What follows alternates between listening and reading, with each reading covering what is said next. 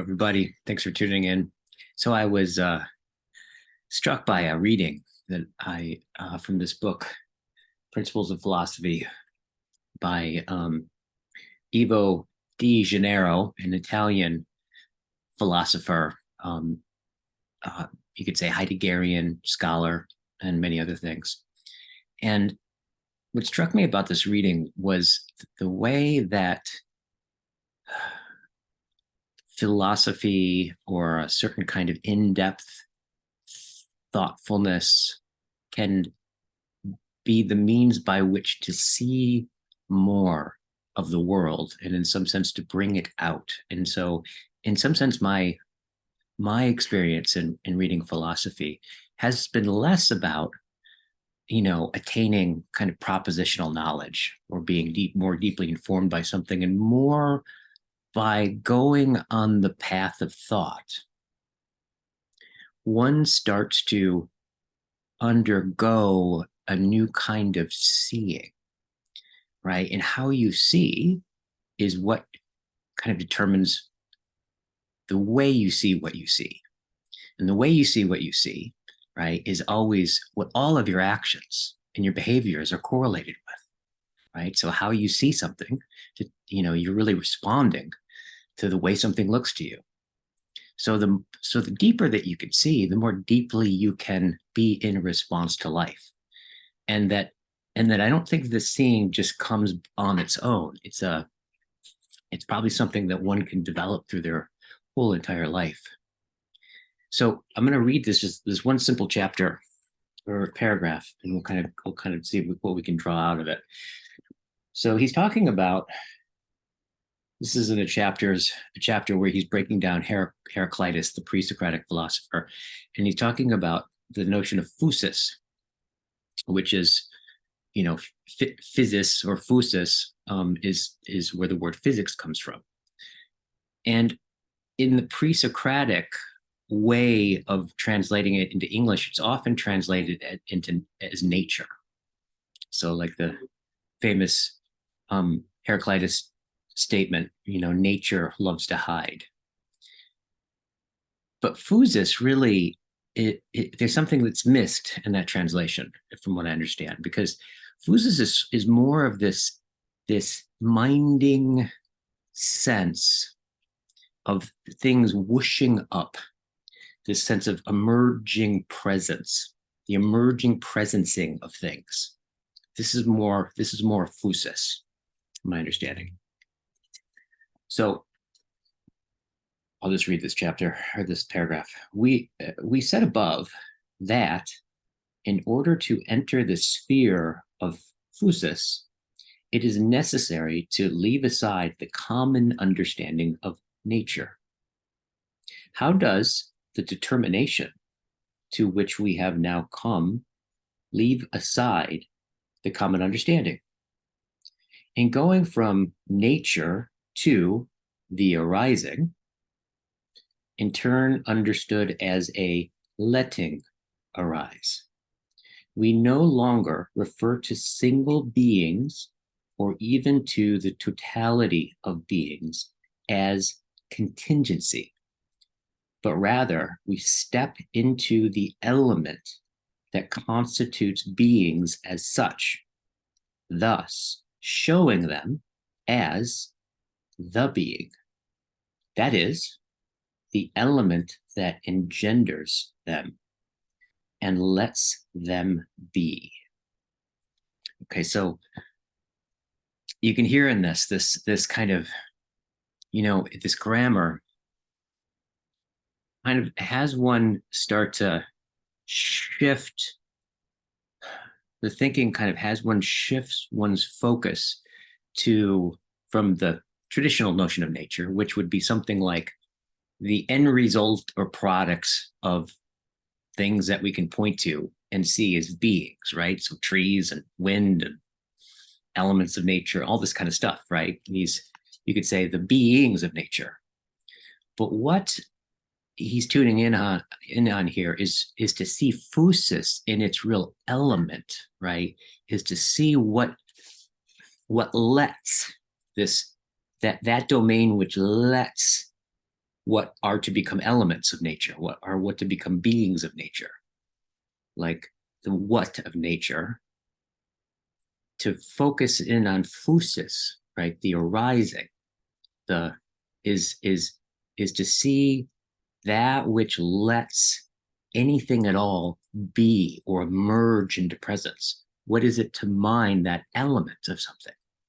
To attune to and to bring one's focal setting on that something is in the way that that's right. And you know, what's tricky about it is like it's going to be nothing that is objectively present. It's going to be nothing that's kind of has a what nature, which is mostly what a scientific or kind of a common sense understanding of what we most attend to most of the time is like kind of what things are and all their component parts and all that kind of stuff. But what De Niro is trying to urge thinking and seeing to mind, right, is that which cannot be seen as an object, right? But that which lets objects in their arising, right? So you can kind of, if you can kind of follow along here, you can kind of feel how this way of thinking has one shift one's focal setting to attune to that which is not an object and to mind it. He goes on, let's see. This letting be element is the arising itself, not the arisen, right? Not the thing that arose, right? But the arising itself, which, what is it to tend to? That which you don't see as an object, or that which is arisen as an object, yet isn't at all separate from its objectness, right? But isn't something you can grab onto and pick up and control and modify and consume or destroy or whatever, right?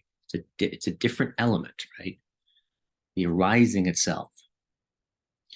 This letting be element is the arising itself. And precisely this is the phenomena that initially engages thinking, demanding to be born in a sufficient answer. Okay, so what he's getting at there is, in this sense, inceptual thought or philosophical thinking, right? Or genuine true thinking isn't a thinking about, right? Because thinking about presupposes an object that's already there that we then have thoughts about and represent, right? It's a different kind of thinking. It's an inceptive thinking. And what he's saying is that what calls on that thought, right, is this very element of the being of physis, right? This arising, the arisingness itself. And that in some sense, that's the proper attunement, engagement, the joining with, and thought itself becomes the means by which this letting appear, this letting arise happen, right? This unity of being and thinking, which later, right, in modernity becomes more and more separate from each other, right? So we're talking about this at one mint with being and thought. It's really important. This letting be element is the arising itself, and precisely this is the phenomena that initially engages thinking, demanding to be born in a sufficient answer. Thus, we are not merely looking at something that arises, but within that which arises, as the arising itself, as it frees and maintains beings in whole in their being. Okay, so now we're starting to get some kind of almost like, you know, this grammar, this way of speaking about this and what it's pointing to, right?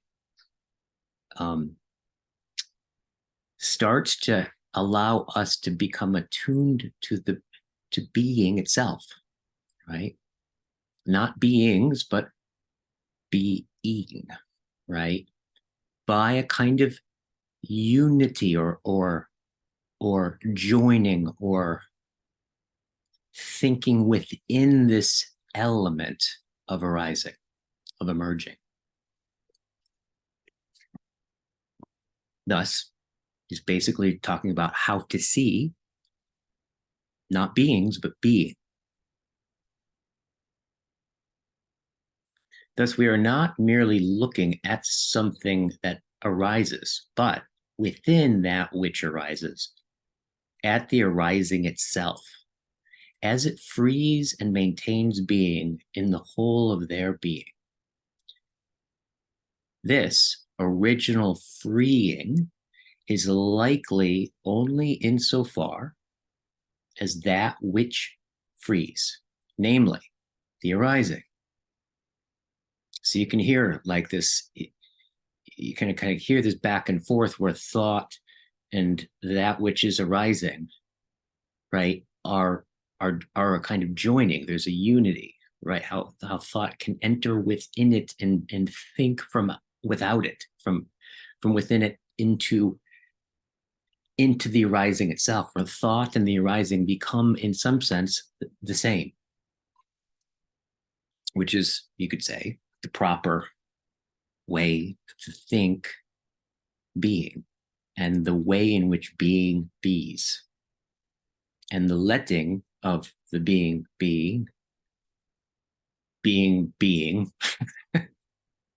is thinking.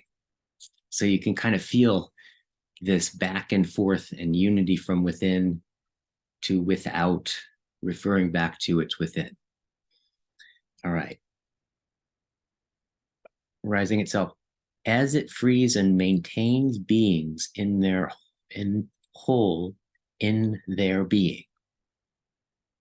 This original freeing is likely only insofar as that which frees, namely the arising, has the character of a principle. Specifically, it must be an arising from out of itself, or, stated differently, an arising that has its own origin in itself, keeps itself within its own origin, and is itself that origin.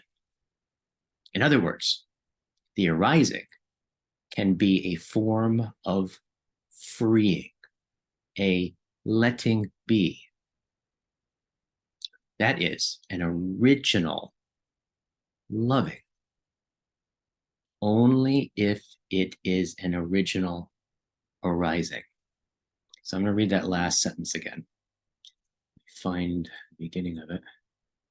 These are long sentences. This original freeing is likely only insofar as that which frees, namely the arising, has the character of a principle. Specifically, it must be an arising from out of itself, or, stated differently, an arising that has its own origin in itself, keeps itself within its own origin, and is itself that origin.